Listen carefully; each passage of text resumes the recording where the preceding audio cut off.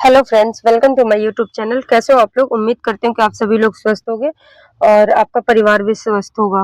कैसे चल रही है आप लोगों की तैयारी? तो जैसे कि हमारी एसएससी की पीवाईक्यू सीरीज चल रही है, उसी से रिलेटेड आज हमारी नेक्स्ट क्लास है। तो हमारी 13 क्लास हो चुकी है। मैंने 13 क्लास ली है। जो भी आपके प्रीवियस ईयर क्वेश्चन है उन्हीं को सॉल्व करें। आज हमारी 14 नंबर की मतलब 14 नंबर की क्लास है। ठीक है, क्वेश्चन नंबर फर्स्ट। भारतीय संविधान के निम्नलिखित में से कौन सा अनुच्छेद संसद के प्रत्येक सदन के लिए अलग सचिव स्टाफ की व्यवस्था करता है? क्वेश्चन क्या बोल रहा है? भारतीय संविधान के निम्नलिखित में से कौन सा आर्टिकल संसद के किसके लिए संसद एक सेकंड ना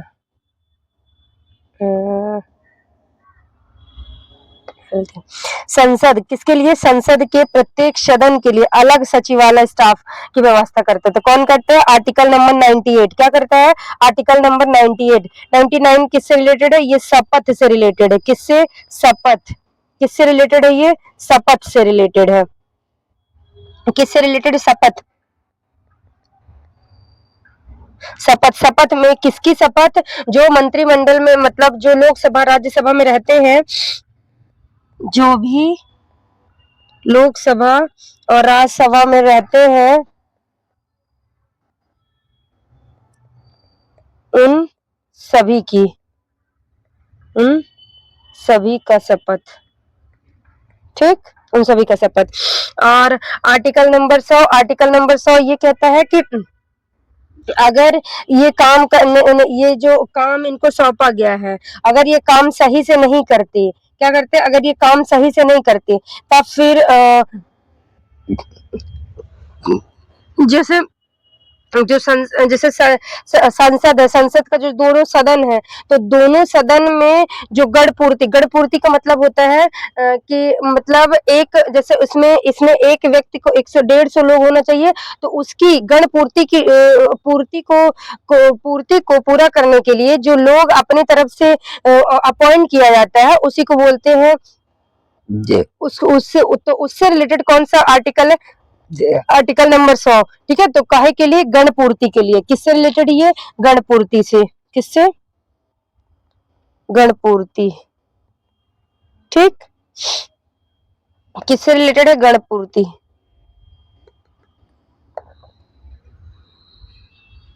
गण पूर्ति। ठीक।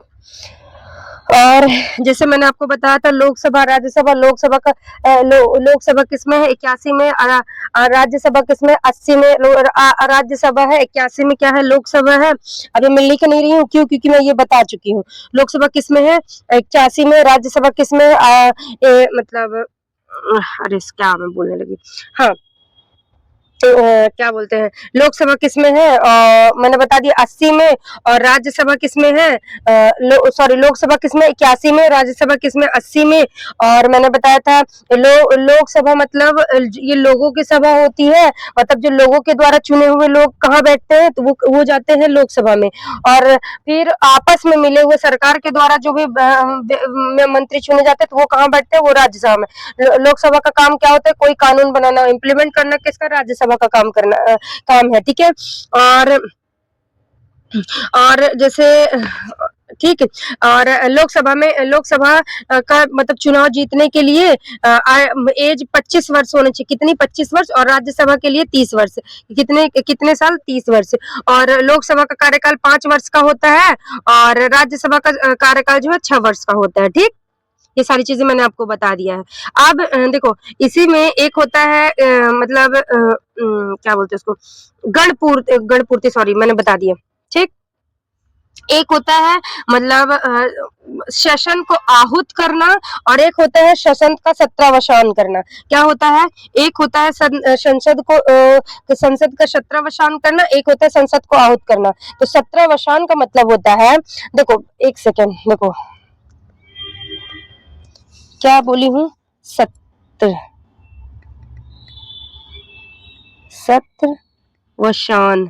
सत्रवसान मतलब होता है, सत्रवसान का मतलब ये होता है मतलब कि स्टार्ट करना। क्या करना? सत्र स्टार्ट करना, सत्र को बुलाना। इसका मतलब क्या है? सत्र बुलाना,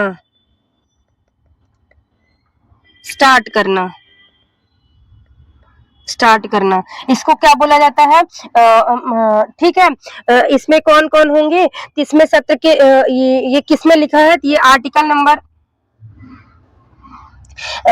ये किसमें लिखा है? ये आर्टिकल नंबर, इसके लिए आर्टिकल कौन सा है? आर्टिकल 85 है। कौन सा है? Article 85, article 85। ठीक है, मतलब संसद जो राष्ट्रपति है तो वो सदन को बुला सकता है और उसे आहूत करता है। ये अधिकार किसका होता है? अधिकार होता है राष्ट्रपति के पास। अधिकार किसके पास होता है? अधिकार होता है राष्ट्रपति के पास। किसके पास होता है? राष्ट्रपति, राष्ट्रपति के पास। ठीक है, ये मतलब मंत्रियों को बुला सकता है और दोनों को इम्प्लीमेंट कर सकता है और उसे आहूत भी कर सकता है। ठीक है, इसमें मिनिमम दो गैप कितना होना चाहिए? Maximum gap time 6 month.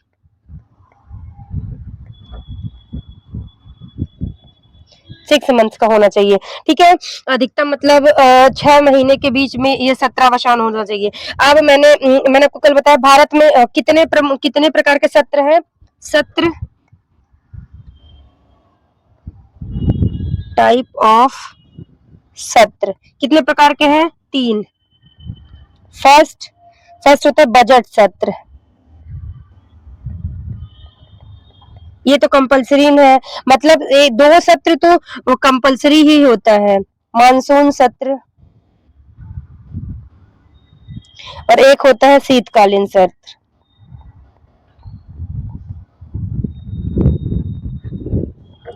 सत्र बाकी गर्मी का कोई सत्र नहीं था, क्योंकि गर्मी में ये सारे नेता होता जानते तो वो इनका काम धाम करने का मन नहीं करता, ये भैया बराबर सोते रहते हैं। ठीक है, और एक होता है जो मतलब सत्र को आहूत करना। क्या होता है? सत्र को आहूत करना, सत्रावसान। क्या बोलते हैं इसको? सत्रावसान।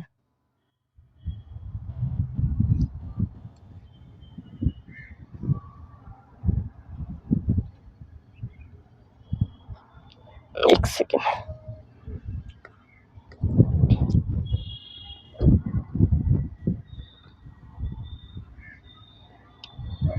सत्र आहूत करना, ये किसमें लिखा है?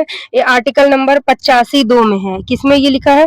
85(2) में है। ठीक है, इसमें जो राष्ट्रपति होता है तो ये मतलब आदेश जारी करता है कि विधानमंडल और राज्यसभा की जो भी काम धाम है कुछ समय के लिए स्थगित किया जाता है। तो ये अधिकार किसको होता है?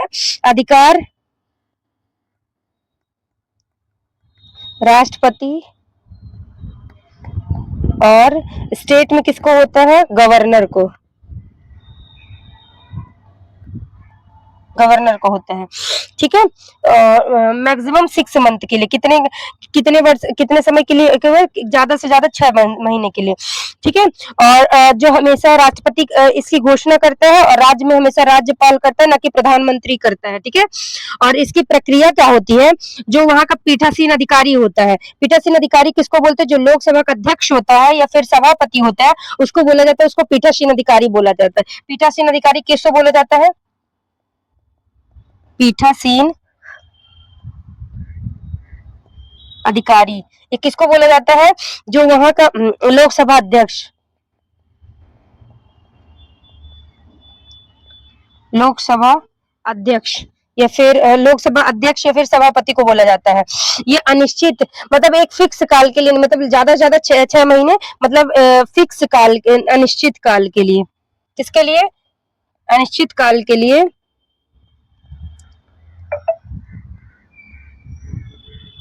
अनिश्चित काल के लिए सत्र को पेंडिंग रखना, तो स्थगित करना, स्थगित करना। ठीक है, ठीक, और बाकी मैंने सारी चीजें आपको बता दी है। तो हमारा इसका आंसर क्या होगा? Article number 98। ठीक, अगला क्वेश्चन है, क्या आता है? अगला क्वेश्चन है, भारतीय संविधान के किस अनुच्छेद में राज्य विधान मंडल की सदस्यता के लिए योग्यता लिखी उल्लेख है? किसका? राज्य विधान मंडल की सदस्यता के लिए उसकी जो योग्यता है उसका उल्लेख है। आर्टिकल 179 और क्या लिखा, आर्टिकल 171 या फिर आर्टिकल नंबर 180 या फिर आर्टिकल नंबर 153। तो देखो मैंने आपको बताया था कि पार्लियामेंट किसमें लिखा है, पार्लियामेंट का उल्लेख किसमें है, पार्लियामेंट आर्टिकल नंबर 79 से लेके 122 तक, किसमें 79 से लेके 122 तक, ठीक है। अब देखो अगर जैसे ये किसका है, ये पूछ के तो राज्य विधानमंडल, विधानमंडल किसमें होगा, ये होता है राज्य में, ठीक है। तो देखो ये पार्लियामेंट किसमें है, ये होता है यूनियन में, ये किसमें रहेगा, ये होगा यूनियन में, ये किसमें होगा, यूनियन में, यूनियन में, ठीक है। तो जब देखो अगर हमें यूनियन से स्टेट में जाना है, तो देखो यूनियन के आप सारे आर्टिकल्स याद कर लो, तो हम बोलते हैं ना कि यूनियन के आप सारे आर्टिकल्स याद कर लो, तो आपको ऑटोमेटिक जो ये वाले हैं स्टेट वाले हैं वो ऑटोमेटिक याद हो जाते हैं। तो जैसे हमें 79 से हमें अगर 17 देखो आर्टिकल नंबर 79 से लेके 109 तक, 79 से लेकर 109 तक में क्या जोड़ना है, 89 जोड़ना है, क्या जोड़ना है, 89 जोड़ना है। ये सारे किसके लिए आ जाएंगे, ये सारा स्टेट के लिए आ जाएगा, स्टेट गवर्नमेंट के लिए आ जाएगा, ठीक है।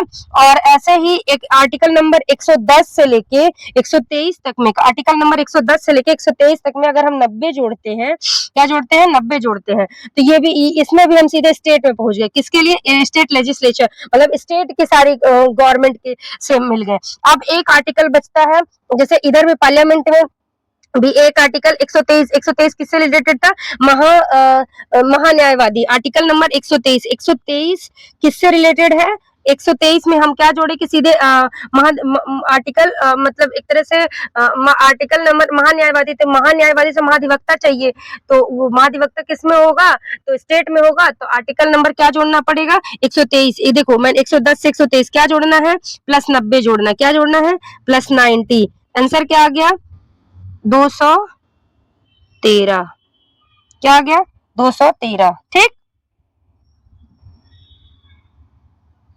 नहीं नहीं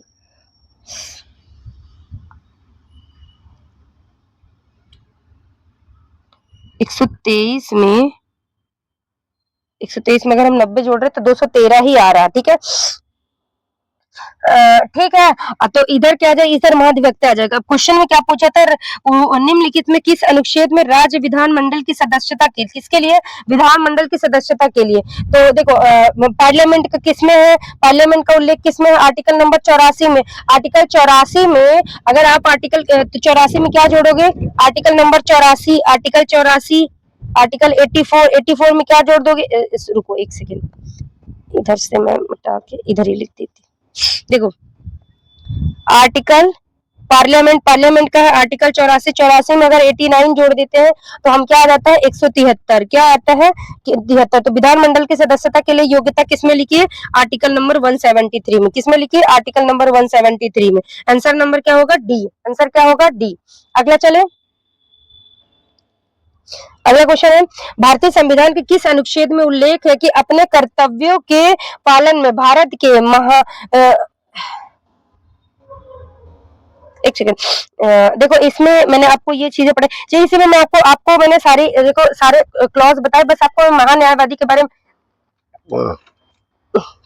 नहीं, महान्यायवादी में आपको अगले क्वेश्चन में बता देती, कोई नहीं, एक सेकेंड, अरे देखो ये है हमारा अगला क्वेश्चन, भारतीय संविधान के किस अनुच्छेद में उल्लेख है कि अपने कर्तव्यों के पालन में भारत के मध्यिका को भारत के क्षेत्र में सभी न्यायालयों में सुनवाई का अधिकार होता है। मतलब क्वेश्चन ये बोल रहा है एक तरह से सरल की भाषा में कि ऐसा कौन सा व्यक्ति होता है जो भारत की सरकार की तरफ से उसको हर कोर्ट में बोलने का अधिकार होता है, तो कौन होता है वो, यूनियन में होता है महान्यायवादी, मतलब यूनियन में कौन होता है, यूनियन में होता है महान्यायवादी, और स्टेट में कौन होता है, स्टेट में होता है एडवोकेट जनरल, मतलब उसी को बोलते हैं महाधिवक्ता, ठीक है। स्टेट में कौन होता है, स्टेट में होता है महाधिवक्ता, ठीक है। तो देखो महान्यायवादी, पहले देखो महान्यायवादी आर्टिकल किसमें है, महान्यायवादी का उल्लेख किसमें है,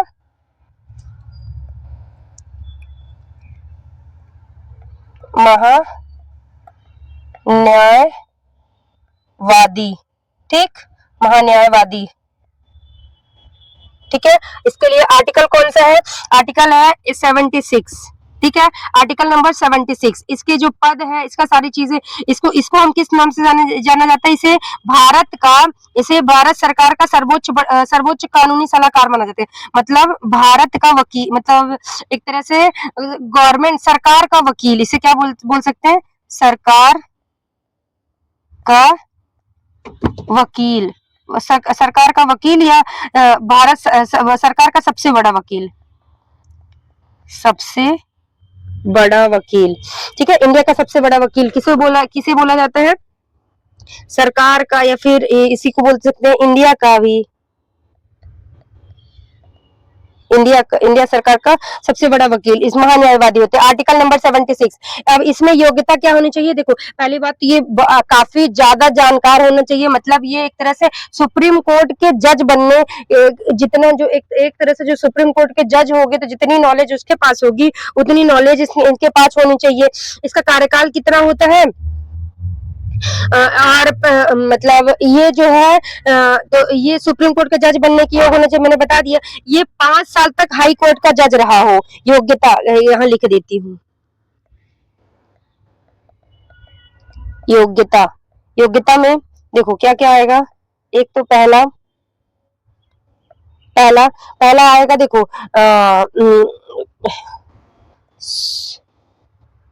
सुप्रीम कोर्ट का जज बनने योग्य नॉलेज, ठीक है। दूसरा क्या है, दूसरा है कि ये 5 साल किसने काम किया हो, हाई कोर्ट का जज हो, 5 साल हाई कोर्ट का जज, 5 साल तक, 5 साल का हाई कोर्ट में जज रहा हो, या फिर 10 साल वकील, 10 साल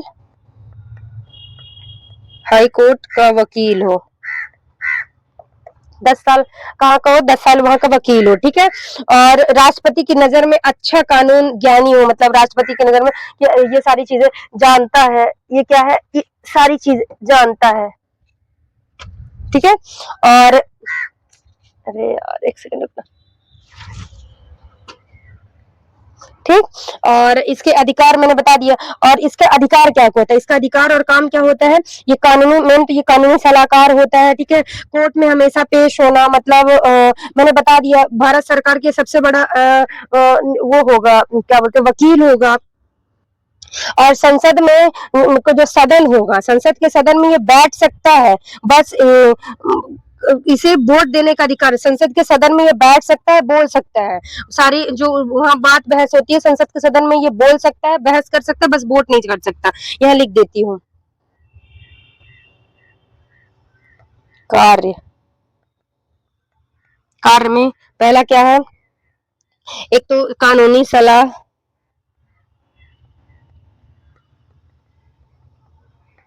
दूसरा है कोर्ट में पेश,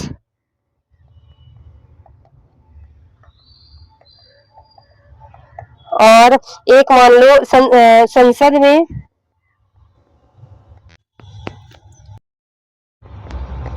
बात बहस का अधिकार,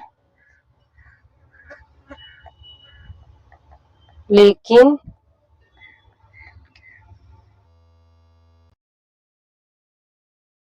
वोट का नहीं है, ठीक है, लेकिन इसे वोट करने का अधिकार नहीं है। इसी तरह राज्य में कौन होता है, इसी तरह राज्य में होता है महाधिवक्ता, राज्य में कौन होता है, महाधिवक्ता,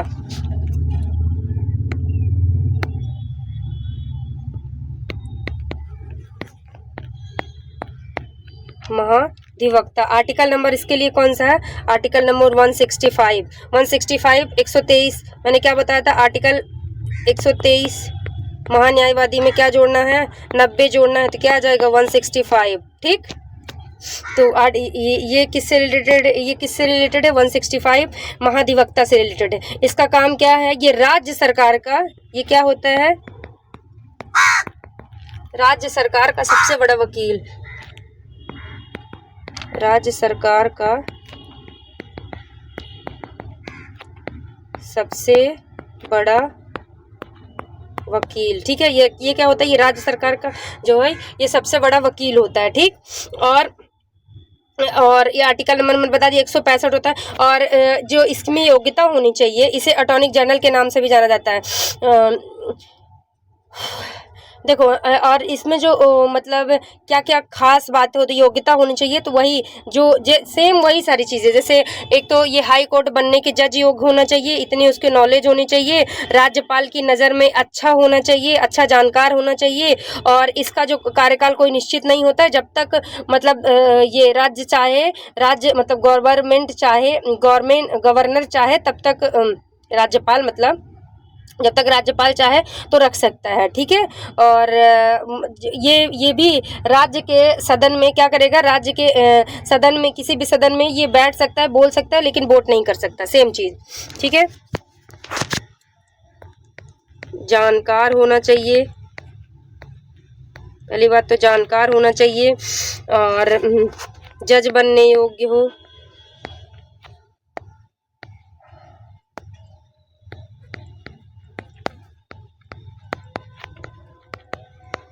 जज बनने योग्य हो, और एक कार्यकाल कोई निश्चित कार्यकाल नहीं होता, fix not working time period. ठीक है, कोई फिक्स टाइम पीरियड नहीं होता है। और इसके पास कौन से ये मतलब ये भी राज्य के सदन में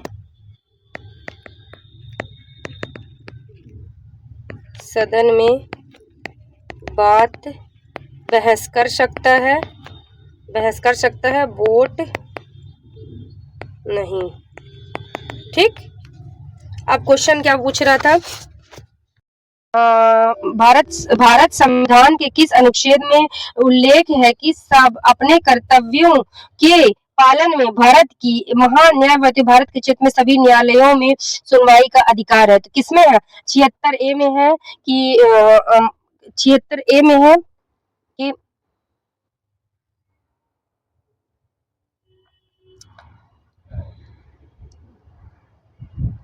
पालन करने महाधिक व्यक्तित्व। आर्टिकल इसका क्या होगा, आर्टिकल 76A क्या होगा, 76A। ठीक,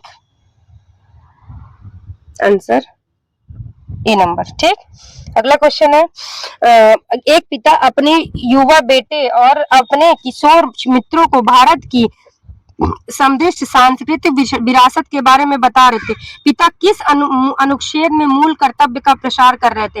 मैंने बताया था हमारे फंडामेंटल्स राइट वो ड्यूटीज कितनी है, 11। आर्टिकल किसमें लिखा है, 51A, किसमें 51A। तो मूल संविधान में कौन सी समिति के द्वारा इसको जोड़ा जाता है, स्वर्ण सिंह समिति, सरदार स्वर्ण सिंह समिति के द्वारा इसको जोड़ा जाता है।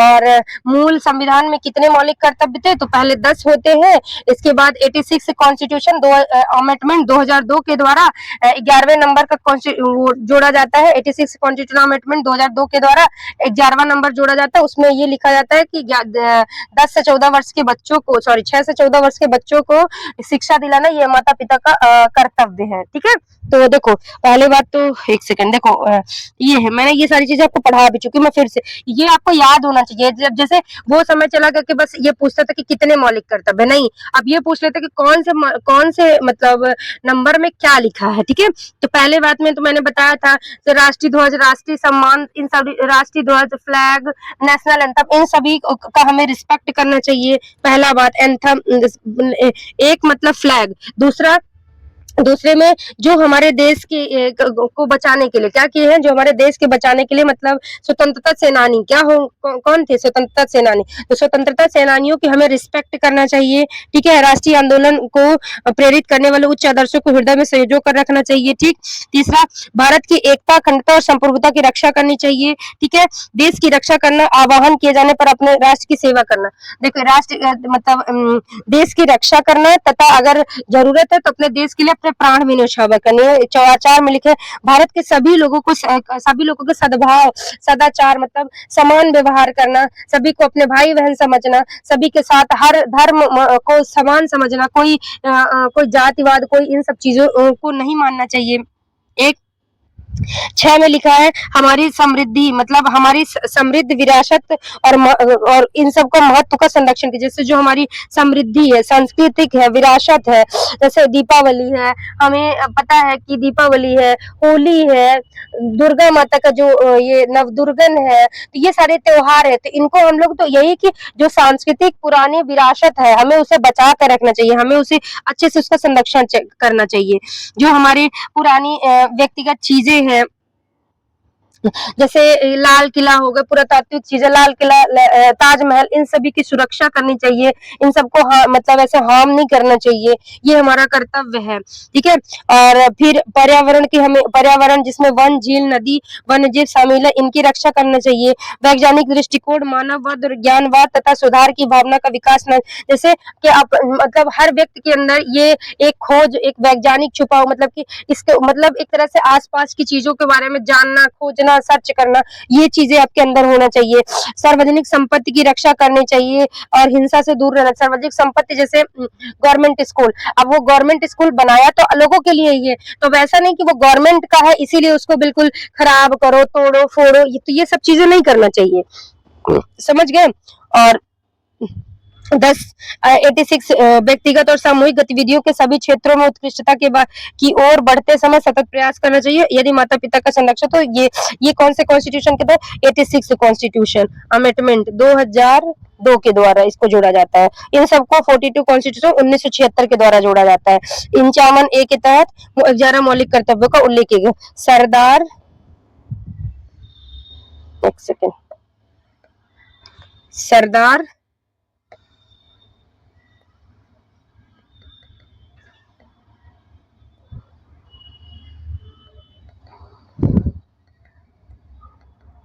स्वर्ण सिंह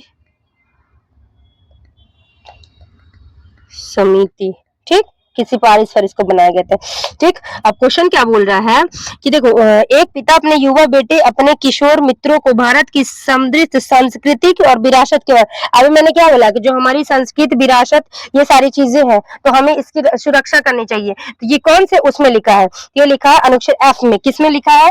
एफ में लिखा है, ठीक है, 51 के एफ में लिखा है, 6वें नंबर में, ठीक। अगला क्वेश्चन है, ऊपरी ब्रह्मपुत्र की सबसे बड़ी सहायक नदी कौन सी है जो तिब्बत हिमालय से निकलती है और अरुणाचल प्रदेश से होकर भारत की में प्रवेश करती है? मानस, सुबनसिरी, धनसिरी, त्रिस्ता। तो कौन सी है? सुबनसिरी है। कौन सी है? सुबनसिरी। ये कहाँ से निकलती है? ये भी तिब्बत से निकलती है। ये क्या होती है? ये भी तिब्बत से निकलती है। देखो इस पे आपको समझ में तो नहीं अगर को मैं अपने ही हेड राइटिंग का यूज करती हूँ। देखो यहाँ पास मान लो ये है एक पर्वत, ये कौन सा होता है? ये मानसरोवर झील होती है। कौन सी ये झील है? कैलाश पर्वत, कैलाश में जो मानसरोवर झील, कैलाश मानसरोवर, मानसरोवर के पास से कौन से ग्लेशियर से निकलती है? ANSI glacier. कौन सा ग्लेशियर था? आंसी,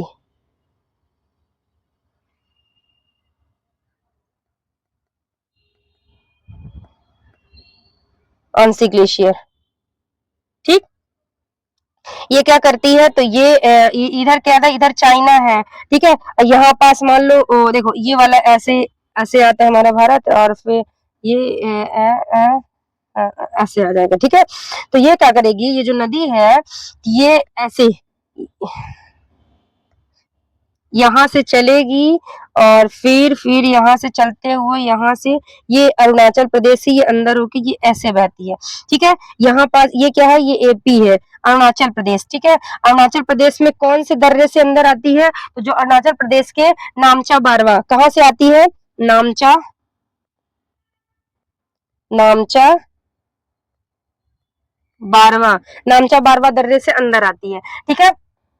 कहाँ से आती है, नानचा दर्रा बारवा से आती है, ठीक है। इसके बाद ये नदी आगे बढ़ रही है, ठीक है। तो यहाँ पास जब ये आगे बढ़ती है तो यहाँ पास अभी इसका चाइना में इसका नाम क्या, ये देखो चाइना में इस नदी का क्या नाम है, चाइना में इस नदी का नाम रहता है सांगपो। किस नाम से जाना जाता है, शांगपो, शांगपो, सांगपो के नाम से जाना जाता है। और अरुणाचल प्रदेश में इस नदी को क्या किस नाम से जाना जाता है, शियांग, क्या बोला जाता है, शियांग, ठीक है। इसके बाद इधर है, यहाँ पास है मेघालय, मेघालय के बाद यहाँ है मेघालय, यहाँ है आसाम, ठीक है।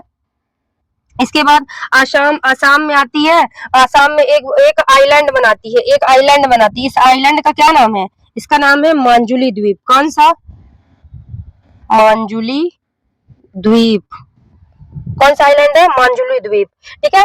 इसके बाद ये आगे बढ़ती है और क्या बोलते हैं, आसाम से होते हुए जब ये बांग्लादेश में इंटर करती है, तो बांग्लादेश में कहाँ पास से इंटर करती है, डिब्रू के पास। कौन सी, डिब्रू के पास, डिब्रू डिब्रू डिब्रू डिब्री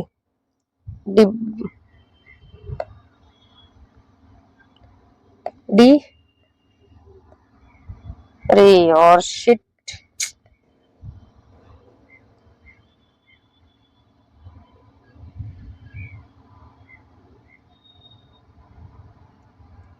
ठीक है।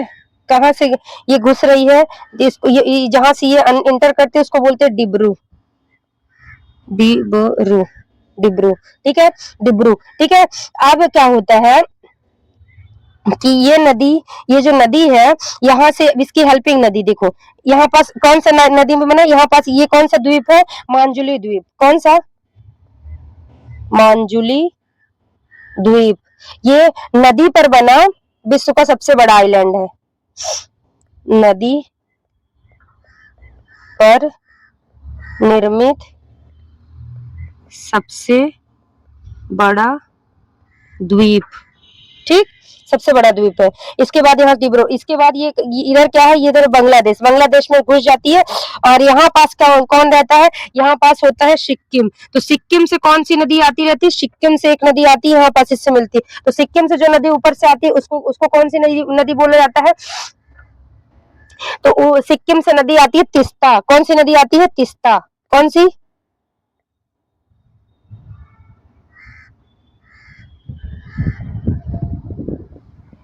तीस्ता नदी आती है, ठीक है। इसके बाद तीस्ता नदी आती है, देखो। इसके बाद एक यहाँ से नदी आती है, एक यहाँ से आती है, जो मतलब जिसको हम बोल रहे हैं कि सुबनसिरी, सुबनसिरी यहाँ से आती है,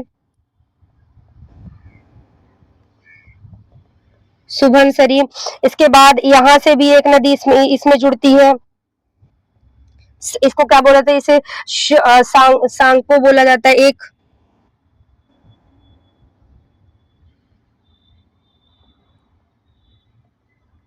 सांगपो बोला जाता है। इसके बाद यहाँ से एक जुड़ती है, इसको बोला जाता है दिवांग, दिवांग एक मणिपुर से आके, और जहां पास देखो अब क्या होता है, इधर बांग्लादेश है, तो एक मणिपुर से आ रही है नदी, और इधर से देखो, इधर से एक कौन सी नदी आती है, इधर से एक गंगा भी आती है। तो गंगा दो भागों में बढ़ गई, एक इधर हुगली और इधर एक चली जाएगी बांग्लादेश में। तो बांग्लादेश में जब ये जाएगी तो बांग्लादेश में इसका क्या नाम हो जाता है, पद्मा, क्या हो जाएगी, पद्मा। और जब ये बांग्लादेश में ब्रह्मपुत्र इंटर करती है तो इसका नाम क्या हो जाता है, जमुना, जमुना, ठीक है। अब ये दोनों नदी जब आपस में मिलती है तो आगे फिर बहती हैं, तो यहाँ पास क्या हो जाएगा, इसका नाम मेघना, क्या हो जाता है, मेघना, मेघना, ठीक।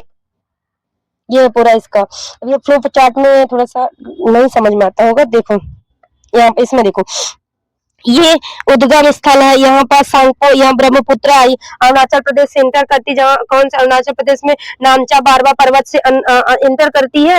और तो अरुणाचल प्रदेश में इसको किस नाम से, अरुणाचल प्रदेश में सियांग नदी के नाम से जाना जाता है। इसके बाद मेघालय में आती है, मेघालय में एक बड़ा सा द्वीप बनाती है, उसका नाम क्या है, मांजुली द्वीप।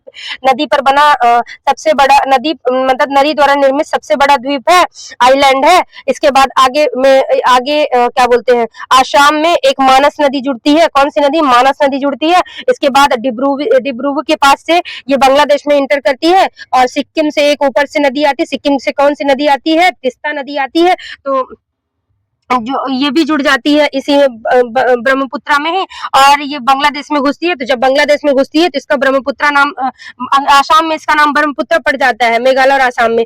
अब जब ये बांग्लादेश में घुसती है तो इसका नाम चेंज होके जमुना पड़ जाता है। और इधर मतलब राइट साइड से कौन सी, लेफ्ट साइड से कौन सी नदी आती है? तो गंगा आती है। और गंगा भी आगे जाके दो भागों में बढ़ जाती है, एक हुगली नदी बन जाती है और एक इसमें क्या बोलते हैं, बांग्लादेश में चली जाती है। तो जो बांग्लादेश में जाती है उसको हम पद्मा के नाम से जाना जाता है। और जहां पास फिर आगे जाके पद्मा और ये मतलब गंगा और ब्रह्मपुत्र मिल जाती है, फिर एक नदी का निर्माण करती है। तो जहां पास ये दोनों मिलती है, फिर आगे जो नदी मिलके बन रही है तो उसको बोलते हैं मेघना। ठीक। और देखो ब्रह्मपुत्र नदी का प्रवाह, ये सारी चीजें मैंने बता दी है। देखो चेम्यू ग्लेशियर से निकलती है तिब्बत से शियांग, दिहांग में अरुणाचल प्रदेश में इसे शियांग के नाम से जाना जाता है। दिबांग नदी से मिलती है। इसके बाद फिर लोहित नदी से मिलती है, ये लोहित नदी अरुणाचल प्रदेश में ही है। ब्रह्मपुत्र आसाम में मिलती है, असम में इसका नाम ब्रह्मपुत्र पड़ गया। इसके बाद क्या करी, गंगा से मिलकर बंगाल की खाड़ी, वो इसके बाद बांग्लादेश में इसका नाम जमुना पड़ गया। और पद्मा बांग्लादेश में आती है और गंगा में मिलकर बंगाल की खाड़ी में गिर जाती है। ठीक। दाहिनी ओर से दिबांग, लोहित, सुबनसिरी और कामेंग, बाई ओर से मानस और जिया धनसिरी। ठीक।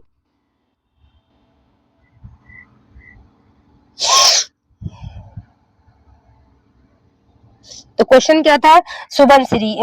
ऊपरी ब्रह्मपुत्र की सबसे बड़ी सहायक नदी कौन सी है? तो वो थी सुबनसिरी। ठीक। अगला क्वेश्चन है, पूर्वांचल हिमालय में शामिल नहीं है कौन? किसमें? पूर्वांचल हिमालय में शामिल नहीं है। नागा पहाड़ी, मणिपुर पहाड़ी, मिजो पहाड़ी, पीर पंजाल। तो कौन शामिल नहीं होगा? पीर पंजाल। कल मैंने आपको बताया था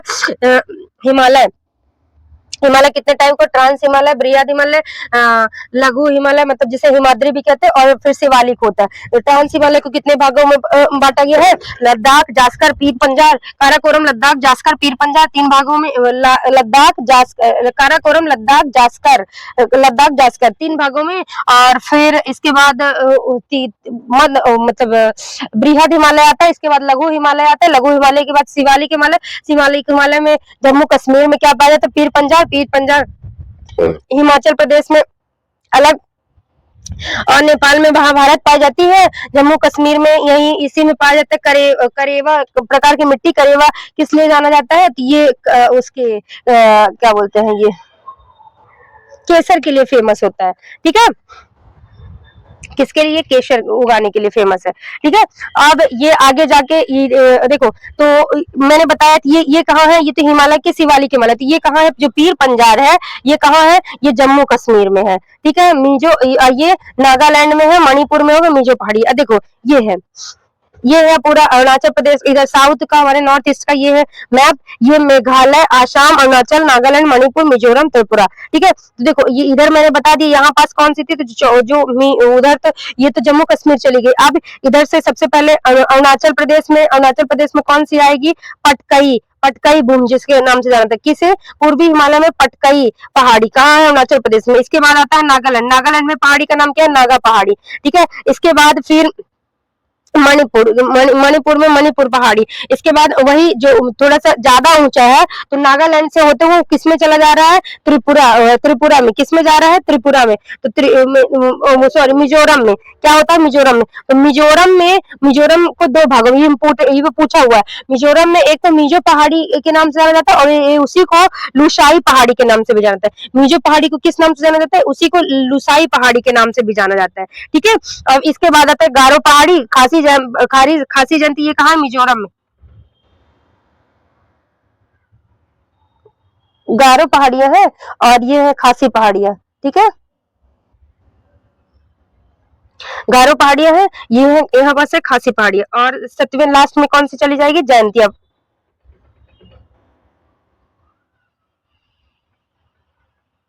पहाड़ी। ठीक है।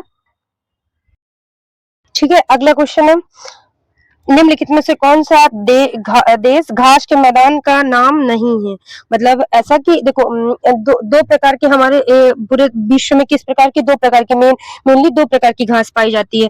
एक उष्णकटिबंधीय क्षेत्रों में पाई जाती है, एक मतलब एक वो वाला एरिया जहाँ बहुत गर्मी होती है, एक वो वाला एरिया जहाँ बहुत ठंडी होती है। तो वही पूछ रहा है कि उन जो उस एरिया में पाई जाती है घास को, उस घासों को किस नाम से जाना जाता है? ठीक है, तो देखो निम्न इसमें से कौन सा देश की घास नहीं है? तो पहले तो देखो कितने प्रकार की घास पाई जाती है? दो प्रकार की पाई जाती, कौन कौन सी है? एक तो है एक एक किधर पाई जाती है? एक उष्णकटिबंधीय घास उष्णकटिबंधीय क्षेत्रों में पाई जाती है, एक उष्णकटिबंधीय क्षेत्र में पाई जाती है, और दूसरी कहाँ पाई जाती है? दूसरी शीतोष्ण, मतलब ये ज्यादा शीत वाली, मतलब इस जहाँ ठंड पड़ती है उस वाली, तो शीतोष्ण घास पाई जाती है, उसी को बोलते हैं शीतोष्ण घास। ठीक है, ठीक है। तो क्वेश्चन ये पूछ रहा है, तो उष्णकटिबंधीय क्षेत्रों में जो घास पाई जाती है वो कौन कौन सी है? तो ये मुख्यतः भूमध्य रेखा के पास होती है, गर्म क्षेत्रों में पाई जाती है। उष्ण उष्ण मतलब होता है, देखो उष्ण उष्ण मतलब होता है ये गर्म, ठीक है, और वो शीत मतलब होता है ठंड। इसी से समझ में आ रहा है। तो ये ठंडे एरिया में पाई जाएगी, गर्म एरिया में पाई जाती है। तो ये किसके पास होती है? भूमध्य रेखा के आसपास होती है। और जो उष्णकटिबंधीय, यहाँ बारिश कम होती है। इसे मुख्य रूप से कहाँ पाई जाती है? सावना जो है मुख्य रूप से अफ्रीका और ऑस्ट्रेलिया में पाई जाती है। सावाना है, इसका एग्जाम्पल क्या है? इसका एग्जाम्पल है शवाना। शवाना ये कहाँ पाई जाती है? जो सवाना है ये है क्या बोलते हैं, अफ्रीका, अफ्रीका और ऑस्ट्रेलिया में। कहा? ऑस्ट्रेलिया में। कौन? सवाना। जो सवाना घास के मैदान कहाँ पाए जाते हैं? तो ऑस्ट्रेलिया और अफ्रीका और ऑस्ट्रेलिया में पाए जाते हैं। और यहीं पास जो शीतोष्ण मतलब ठंडे एरिया में, तो पेरी पेरी कहाँ पाई जाती है? उत्तरी अमेरिका में। पेरी घास के मैदान, पेरी, नॉर्थ यूएसए। ठीक है, पेरी घास के मैदान। स्टेपी स्टेपी कहाँ पाया जाता है? यूरोप में, यूरोप में, यूरोप में। और एक होता है पंपास। पंपास घास को चिली के पास पाया जाता है, चिली अर्जेंटीना के पास, साउथ अमेरिका में।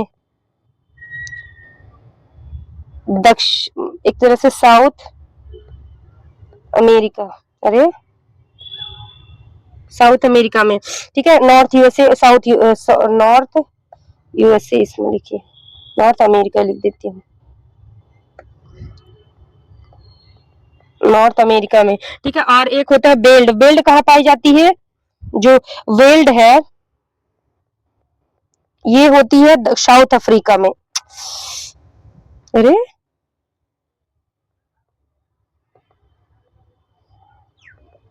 साउथ अफ्रीका में पाई जाती है। डाउन्स ये बहुत इंपॉर्टेंट है, ऑस्ट्रेलिया में।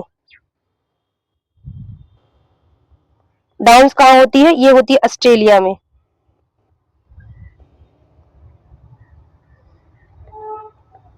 ठीक, तो क्वेश्चन क्या पूछ रहा था? निम्नलिखित में से कौन सा देश घास के मैदान का नाम नहीं है? अर्जेंटीना। अर्जेंटीना के पास कौन सी घास पाई जाती है? पंपास। पंपास के पास करेक्ट है, मतलब करेक्ट ने पूछा है। Pampas Argentina. चिली के पास कौन सी पाई जाती है? अर्जेंटीना। ये तो पहला तो सही है, पहला क्या है? पहला तो सही है। दूसरा ब्राजील में स्टेपी नहीं। स्टेपी कहाँ पाई जाती है? यूरेशिया में, मतलब यूरोप में, यूरोप में पाई जाती है स्टेपी। तो क्या होगा? Only one, only first. तो आंसर नंबर फर्स्ट, बी, मतलब ओनली बी। अगला क्वेश्चन है, 11वीं शताब्दी में महमूद गजनवी के शासनकाल में एक छोटा सा शहर गजनवी गजनवी के विशाल साम्राज्य की राजधानी बन गया। मिस्र, फारस, अफगानिस्तान, तुर्की। कहाँ का ये कैपिटल बन गया था? ये बन गया था मिस्र का, कि फारस का, कि अफगानिस्तान? ये गजनवी कहाँ से आता? अफगानिस्तान से आता। क्या होगा? अफगानिस्तान। महमूद गजनवी कहाँ, भारत में कितने बार आक्रमण? 17 बार आक्रमण करते हैं। इसका 1600 24 में इसकी मृत्यु हो जाती है, और 1617 वो 1016 मतलब 1024 में इसकी मृत्यु हो जाती है।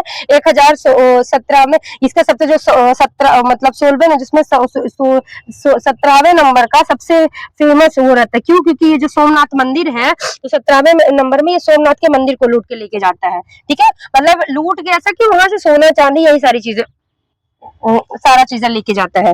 तो 17वें नंबर में तो वही पूछ रहा है। तो ये कहाँ से आता है? ये अफगानिस्तान का है। ठीक है, अगला क्वेश्चन है, 19वीं शताब्दी की शुरुआत में भारत में कपास मिले ज्यादातर निम्नलिखित में से किस रहा? कपास सबसे ज्यादा कहाँ पाई जाती है? कपास कहाँ पाई जाती है? जहाँ सबसे ज्यादा काली मिट्टी पाई जाती है। काली मिट्टी कहाँ पाई जाती है? जहाँ दक्कन का ट्रैप है। दक्कन ट्रैप कहाँ है?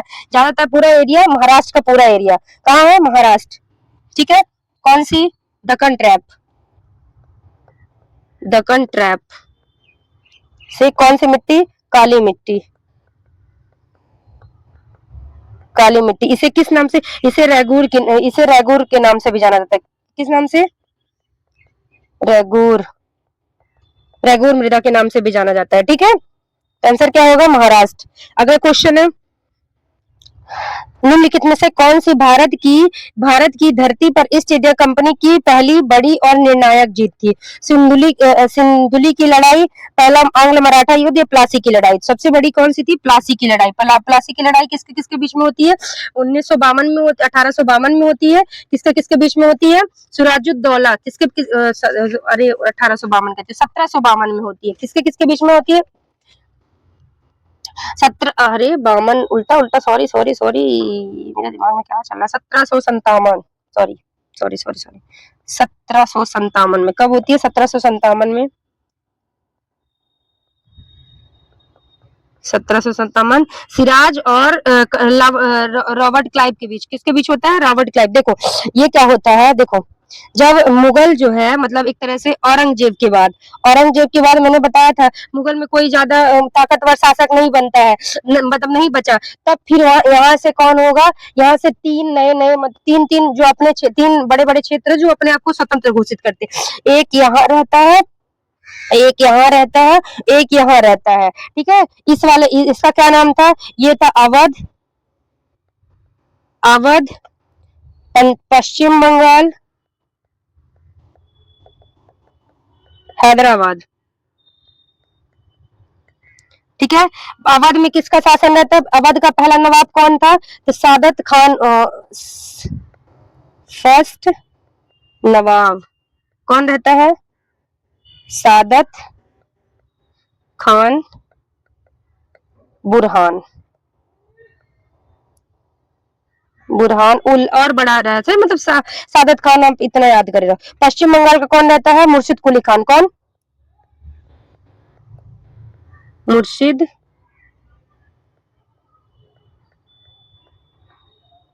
कुली खान। ठीक है, इसके बाद हैदराबाद का कौन रहता है? तो निजाम उल। कौन? निजामुल उल मुल्लक असफ झा। ठीक, अब मुर्शिद कुली के फिर क्या होता है पश्चिम बंगाल में? क्या होता है कि मुर्शिद कुली खान के बाद बहुत दिनों बाद यहाँ एक नया राजा आता है। पश्चिम बंगाल में कौन होता है? एक नया मतलब नवाब आता है। ठीक है, आफ्टर सम टाइम न्यू नवाब। ठीक है, इन वेस्ट बंगाल। ठीक है, कौन आता है? अलीवर्दी खान। कौन? अलीवर्दी खान। अलीवर्दी खान इसका पोता, इसके मतलब बेटी का, इसका एक तरह से नाती, बेटी का बेटा रहता है ये। इसका नाते पोते का इसका क्या नाम था? इसका नाम था सिराजुद्दौला। क्या नाम था? अरे व्हाट इज दिस यार?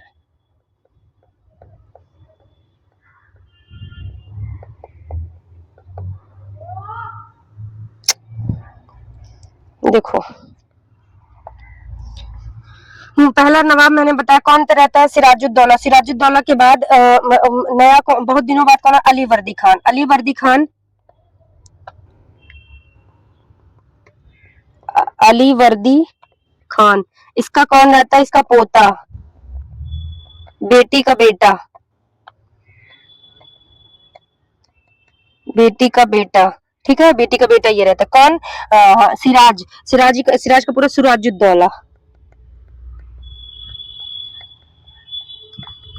सिराजुद्दौला, ठीक है। तो ये क्या करता है, सबसे पहले ये आता है तो जो 1700 में जो 1700 तो ये क्या करता है, फर्रुख सियर ने जो 1717 में फरमान जारी किया था उसको खत्म कर देता है। क्या करता है, खत्म कर देता है। कब, फर्रुख सियर। देखो यहाँ क्या होता है, फर्रुख सियर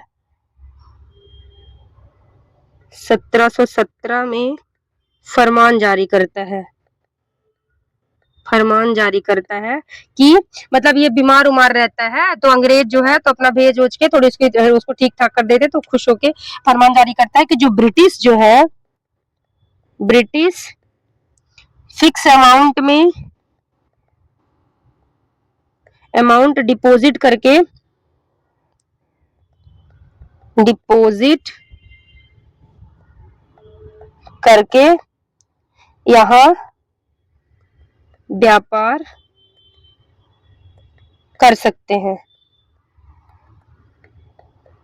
यहाँ जो है व्यापार कर सकते हैं टैक्स फ्री, वो भी टैक्स फ्री, ठीक है, वो भी टैक्स फ्री। तो इस फरमान को जो सिराजुद्दौला है, जो सिराजुद्दौला जब ये बनता है इस फरमान को रद्द कर देता है, फरमान रद्द, ठीक है, फरमान को क्या करता है, रद्द कर देता है।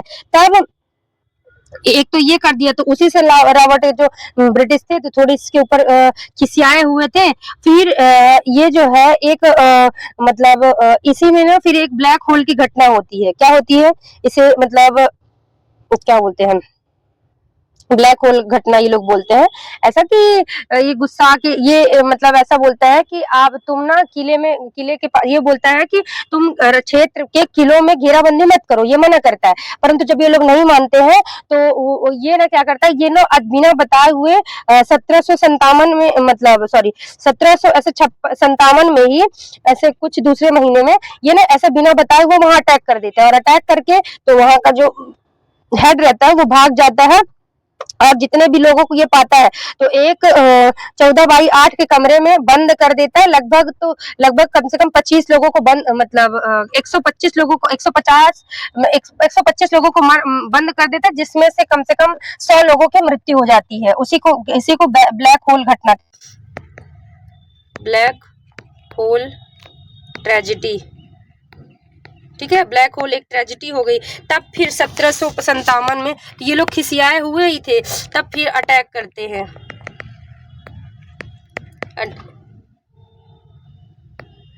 अटैक कब, 1757 में, कब 1757 में सिराज प्लस रॉबर्ट क्लाइव, ठीक। परंतु ये जीतते नहीं इसमें, इसका जो रावट ये सिराज का जो वो रहता है मतलब सेनापति रहता है वो धोखा देता है। उसका नाम क्या रहता है, तो मीर जफर। धोखा कौन दिया था, मीर जफर। ये मतलब ये अंग्रेजों से मिल जाता है, इसके साइड होता है, ठीक। तो वही पूछा है क्वेश्चन की बैटल ऑफ प्लासी, तो इसी जब इसको फिर अंग्रेज जीत जाते हैं, इसी को सबसे सक्सेस इनका वो माना जाता है, ठीक है। अगला क्वेश्चन है, निम्नलिखित में से कौन सा बैंक भारत की बैंकिंग और मौद्रिक प्रणाली प्रभारी है। कौन सा बैंक ऐसा है जो मतलब बैंकिंग और सारी चीजों को रेगुलेट करता है, तो वो होता है आरबीआई। कौन होता है, आरबीआई। अब थोड़ा सा आरबीआई के बारे में जानते हैं। पहली बात तो देखो आरबीआई की स्थापना, आरबीआई रेगुलेटिंग बोर्ड, आरबीआई, ठीक है। इसकी स्थापना कौन से कमीशन से होती है, यंग हिल्टन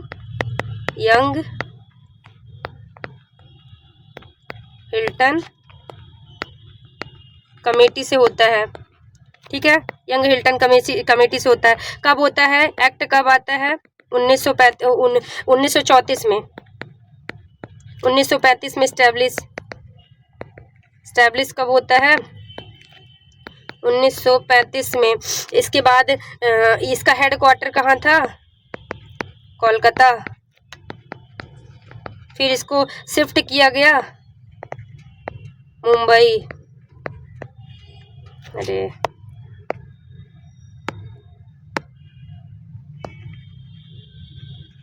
मुंबई कर दिया गया। कब किया गया था? 1939 में, ठीक। और इसका फिर नेशनलाइजेशन कब था? 1949 में। कब किया जाता है इसका नेशनलाइजेशन? 1949 में।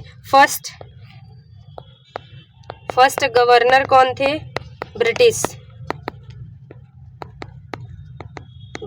तो फर्स्ट इसके गवर्नर कौन थे? तो क्या नाम था उनका? Robert Clive. नहीं, वो ऑसबॉर्न स्मिथ रहते। कौन? Osborne Smith. फर्स्ट इंडियन वो CD देशमुख। अभी कौन है? अभी संजय मल्होत्रा, ठीक है। नाउ संजय मल्होत्रा, ठीक। ये पूरा है RBI का। इसे बैंकों का बैंक कहते हैं, इसे बैंकों का बैंक कहते हैं।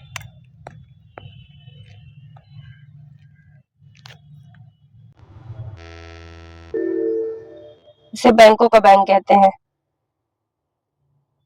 बैंक ऑफ बैंक, इसे बैंकों का बैंक कहते हैं। क्यों? क्योंकि सभी बैंकों को रेगुलेट करता है, ठीक है। अगला है, कोई तो इसका आंसर बता दिए ना, ठीक है। अगला क्वेश्चन है, एक सेकंड रुकना, बस, ठीक। अगला क्वेश्चन है, मौद्रिक नीति का सामान्य लक्ष्य सुनिश्चित करना, अर्थव्यवस्था की मूल स्थिरता, सरकार की सुनिश्चित करना क्या है? अर्थव्यवस्था में मूल स्थिरता लाना, सरकार के लिए अधिक कर संग्रह करना, ग्रामीण क्षेत्रों में रोजगार सृजन करना। कि बी और सी दोनों सही है कि सी और तो आंसर क्या होगा? केवल ए नंबर, केवल पहला सही है, दूसरा गलत है, तीसरा भी गलत। आंसर क्या होगा इसका? आंसर होगा इसका डी नंबर। क्या होगा इसका? डी, ठीक। अगला क्वेश्चन है, लोहा, आयोडीन और जस्ता निम्नलिखित में से में क्या माना जाता है? जो लोहा है, आयोडीन है, तो देखो एक हमारे जो कंपाउंड्स होते हैं हमारे बॉडी में, दो, एक मिक्रो एक माइक्रो। जो मिक्रो में होता है जिसको हम ग्राम से भी कम में लेते, माइक्रो में होता है जिसको हम ग्राम में लेते हैं, और मिक्रो में होता है जिसको हम मिलीग्राम में लेते हैं। माइक्रो में जैसे कार्बोहाइड्रेट हम ग्राम में लेते हैं, और मिलीग्राम में होता है जैसे जो विटामिन हो गए, ठीक है, आयरन हो गया, आयोडीन हो गया, तो ये सारी चीजें लेते हैं। ये देखो माइक्रो, इसको ग्राम में लेते हैं और मिलीग्राम में, ठीक है। एग्जाम्पल,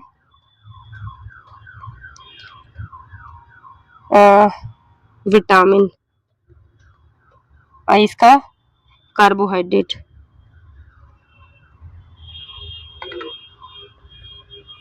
ठीक। इसका एग्जांपल क्या है? इसका एग्जांपल है कार्बोहाइड्रेट। तो लोहा, आयोडीन, जस्ता निम्नलिखित में से, तो लोहा भी थोड़ा लेंगे बॉडी में, ऐसा थोड़ी कि बहुत ज्यादा लोहा ले, तो ये किसके अंदर आएगा? ये माइक्रो के नहीं, मिक्रो के अंदर आएगा। किसका अंदर आएगा? मिक्रो के अंदर। आंसर नंबर बी, ठीक। अगला क्वेश्चन है, संक्रमण तत्व वे तत्व जो आधुनिक आवाज सारणी के समूह 3 से 12 में पाए जाते हैं, डैश का बोला। देखो ये है हमारी मॉडर्न पीरियोडिक टेबल। ये क्या है? ये है मॉडर्न पीरियोडिक टेबल। इसमें इस ब्लॉक को क्या कहते हैं? इसे एस ब्लॉक कहा जाता है। इसे क्या बोला जाता है? ये है एस ब्लॉक, एस ब्लॉक। ये क्या है? ये है D block, D block, P block, F block, F block, ठीक। इसे बोलते हैं क्षारीय धातु, ये है क्षारीय धातु, ये क्षारीय मृदा धातु। और ये है इसमें अलग अलग होते हैं, जैसे ये हैलोजन ग्रुप है, इसमें ये मतलब ऑक्सीलेटेड ग्रुप है। देखो ये है क्षारीय धातु, ये कौन सा है, ये क्षारीय धातु, क्षारीय धातु। ये कौन सा है, ये क्षारीय मृदा धातु, क्षारीय मृदा धातु, ठीक है। ये है संक्रमण तत्व,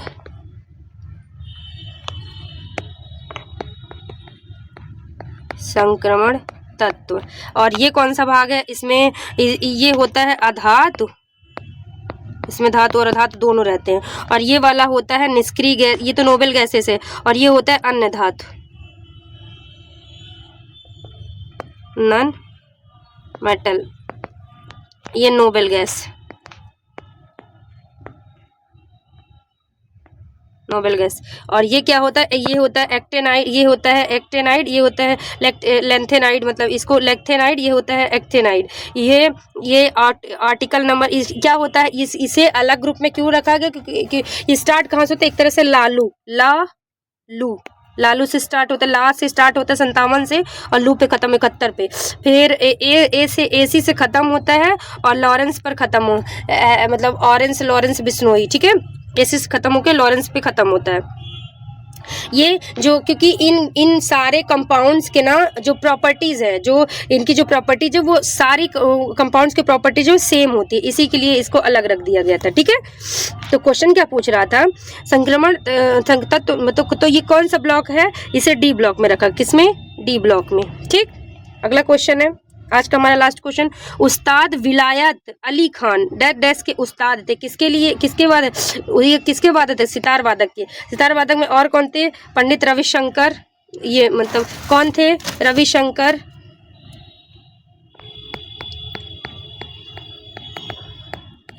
इन्हीं की, और विलायत खान,